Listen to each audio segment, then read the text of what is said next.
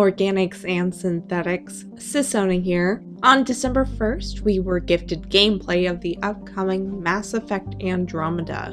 While release date is still sitting at a vague spring 2017, with some evidence pointing to March, we still have a ways to go before we can expect to have this game squarely in our hands, claws, paws, mechanical flipper things, etc. So in the meantime, let's dive into this footage to break it down for analysis, speculations, and other secret mining.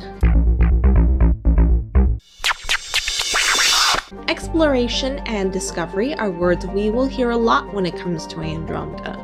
We are strangers in a strange land. Though you start out with a ship and the Nomad, almost everything else you need, you'll have to find, steal, or craft yourself. So it feels appropriate to start with the places we can travel. We have what seems to be our first look at the new galaxy map. This is something we can access from the Bridge of the Tempest. Here we see the solar system Govor cam with the progression percentage that got introduced in Mass Effect 2. Scanning from space is making a comeback, and there's also a button that says Show UI. I wonder if this means we can look at the galaxy map without any labels or lines on it. The planet highlighted here is labeled Kadara with a quest marker called M4 Hunting the Archon. There appears to be an asterisk too, which could mean nothing, or it could mean this is still filler text. There was a lot of that throughout the gameplay trailer. The Tempest lands on Kadara, and a lot of the gameplay throughout takes place on this planet. Our first look seems to be a bustling colony filled with Krogan, Turians, Asari, humans, and some new aliens. It has a very Star Wars The Old Republic feel to me, with the glowing signs and the style of the alien writing. Considering The Old Republic is another BioWare game, it doesn't seem too unusual, and could have been somewhat purposeful to make it feel familiar while still being alien. The planet of Kadara seems to be filled with lots of plant life and lots of dangerous wildlife, from the Adi to the Fiends. It seems to be a swampy environment and perhaps very windy, as these remind me very strongly of weather balloons. The only other named planet we have so far is Eladin. We see it for sure briefly in this trailer, where the quest descriptor says we're meeting a Krogan contact at Paradise. Eladin's sun is so hot here, there is environmental damage when you're out in it too long. Environmental damage was first introduced in the first Mass Effect and is returning here. This other snippet of a planet seems to also be Eladin, assuming there's not more than one desert planet. Since almost all of the walkways have some sort of cover, however, it seems likely it's protection from the environmental damage. Some of the red plants look like something we saw on Kadara. Keep in mind, Thresher moths were all over the Milky Way galaxy, and they seem to be native to Tuchanka, so I wouldn't be surprised if plants and animals got spread out amongst the planets in Andromeda as well. This environment with the cool glowing fungi seems to be one of the first places we encounter in Andromeda. The shot shows Ryder with only a pistol and one power. I wouldn't be surprised if this is the planet we land on when, assuming all these flashes fit together, the Hyperion is attacked and Ryder and Liam fall to a planet. We can also see that Liam is our only companion here. Judging by what appears to be water droplets on Ryder's chest plate and the clouds, I think it's possible this is either this jungle planet or this stormy planet. It could also be a completely different planet entirely, meaning that's 3 more distinct planets we visit. The next environment we see briefly is this one with red sand. My theory is this is an archaeological outpost, judging by this piece of architecture I'm calling a remnant tower. This appears to be very similar to a tower we saw in the N7-Day trailer that had some sort of energy building up over it. The lines and angles of the architecture look very similar to things we saw in the vault revealed in the first gameplay we got, thus Remnant. There are very similar towers elsewhere on other worlds, like here on Kadara, where it even seems to be showing up on our compass. Another important place is this lava planet. The atmosphere seems similar to these shots of us fighting the robots called Remnants in the PlayStation gameplay, and obviously named different here in combat. Note all the remnant vault-looking structures sticking in the ground. We also see 2 planets from space. First, this giant with a ring system. I doubt we'll land on that one directly, but maybe one of its moons or a satellite. Then there's a planet that appears to be very close to a black hole. The way the footage is cut together, it suggested this is Kadara, but I'm not sure if it is. No sign of the ice planet this time around, and I'll discuss the Nexus revealed in the latest Andromeda Initiative video at a later time. It wouldn't be a BioWare game without a cast of delightful people, both allies and antagonistic. In this gameplay, we see several of all. Our squad mates come with stylized portraits when they're with us in a fight, though we don't see a lot of them during the fighting as BioWare want to focus on Ryder this time around. They are there. Here we see Cora running across the screen, Liam is running away from an explosion, and PB jumps out of the way of the Fiend. The gameplay gave us the wonderful reveal of Drac the Krogan and Vetra the female Turian. This is the first time we've seen a Turian in Mass Effect Andromeda, and don't worry, there are plenty. Not much is known about these 2 companions. Vetra doesn't even seem to speak. We do see flashes of her loyalty mission labeled simply as Vetra Loyalty Mission right now. This could be temporary. She also has an eye visor, because all of her Turian friends have to have an eye visor. Duh. Not too shabby for folk who got kicked off the station with nothing to show for it. All I see is the trail of bodies they left behind. Drac, I'm guessing, is older than we usually see with Krogan. Grunt was definitely young, we're still seeing his head plate forming. Rex was much older and scarred, but still seemed to be in his prime. Drac has a lot more growth on his face especially. It could just be a style choice on BioWare's part, but it gives the feeling of facial hair, and we tend to connect facial hair with older men. He also appears to have bones as part of his armor. Probably Thresher Maw since they're so closely entwined in Krogan culture, but it really could be anything. We also meet Sloane Kelly, who was revealed to be the security chief on the Nexus from the Andromeda Initiative video. From the dialogue with Drac, it appears that Kelly and several others from the Nexus were kicked off to fend for themselves, probably because of some sort of mutiny. Ryder mentions there were some deaths, and we fight some people labeled anarchists, and one might be a Turian.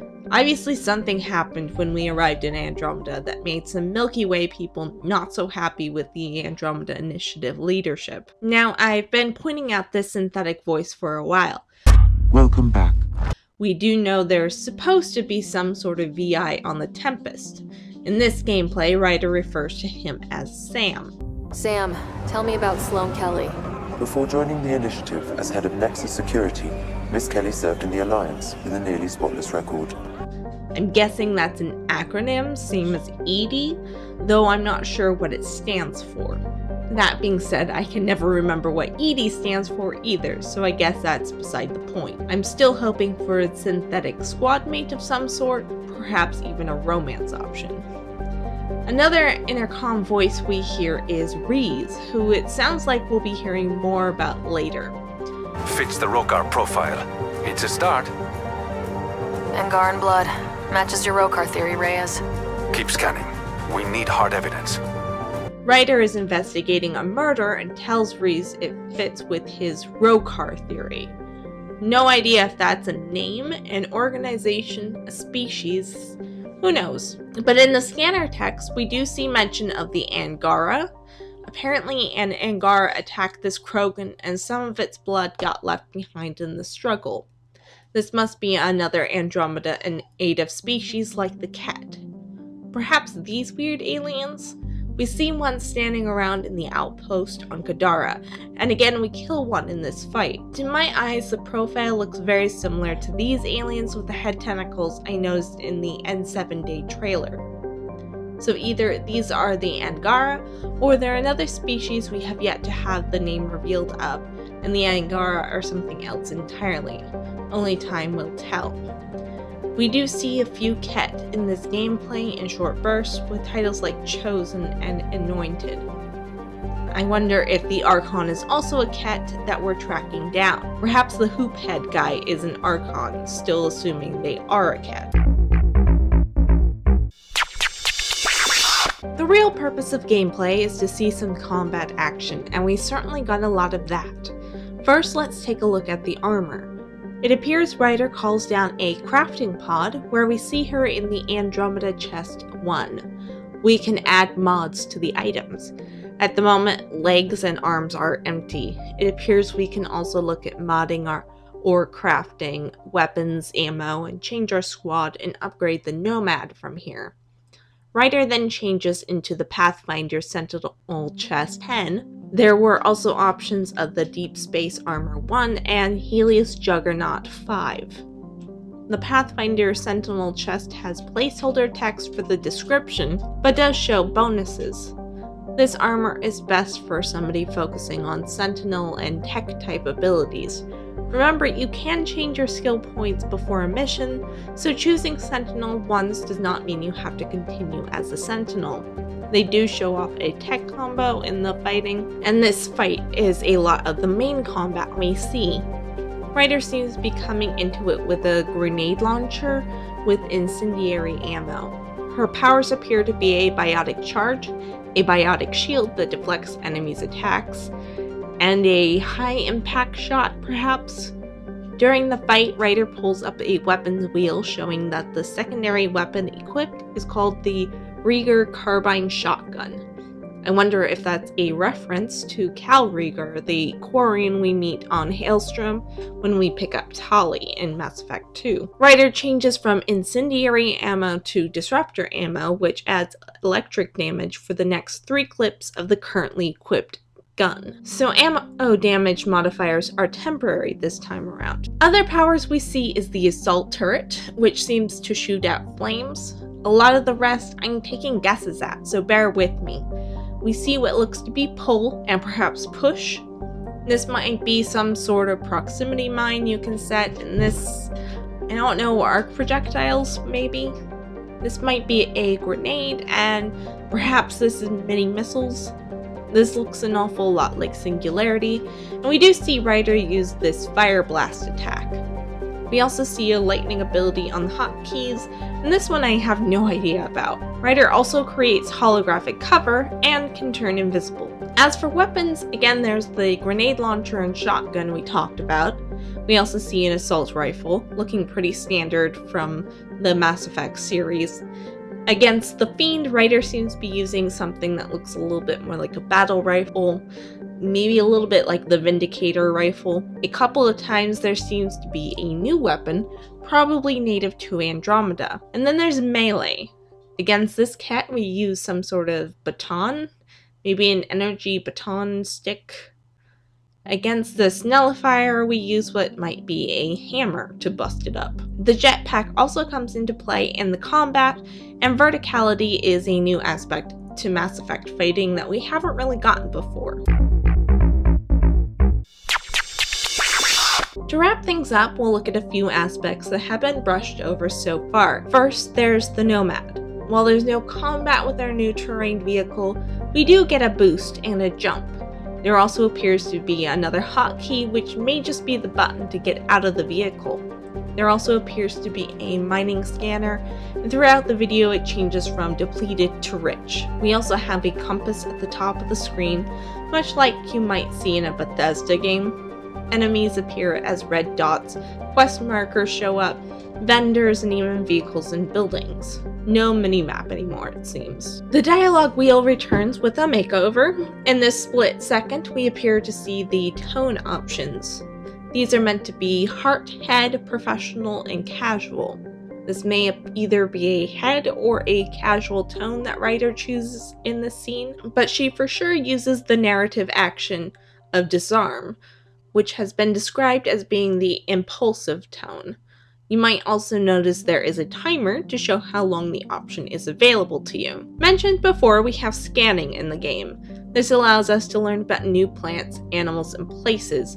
We can collect resources like this lithium mineral Ryder finds on Kadara, and this allows for creating mods, crafting, and other things like that. We also seem to have a bit of a detective feel here with the dead Krogan. There is a lot here, and probably some things that I'm missing. If you saw something I didn't, comment down below. Or you can send me a tweet at SisonaCR. You can also bug my Coffee Effect podcast co-host at Chawnyborg. Be sure to like this video and subscribe for more content. There is a new Andromeda Initiative video to break down, so I'll probably get started on that. What are you looking forward to most in Mass Effect Andromeda? What are you most concerned about? Let's get a conversation going. I want to hear from you guys. In the meantime, Sisona signing out.